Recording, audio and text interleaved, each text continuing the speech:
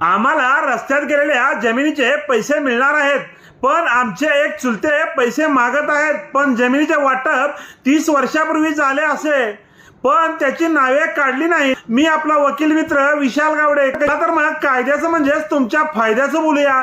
एखादी मिळकत जेव्हा भूसंपादन होते तेव्हा त्यामुळे मिळकतीच्या सातबारा उतार्यावर मालक व वहिवाटदार सदरातील नावे असलेल्या सर्व लोकांना नोटिसा काढल्या जातात. त्यामध्ये कोणाचे किती हिस्से आहेत, कोणाची मालकी आहे, कोणाची नावे पोकळ आहेत, हे सर्व भूसंपादन अधिकारी ठरवत नाहीत. सर्वांनी संमती दिली तर रक्कम दिली जाते.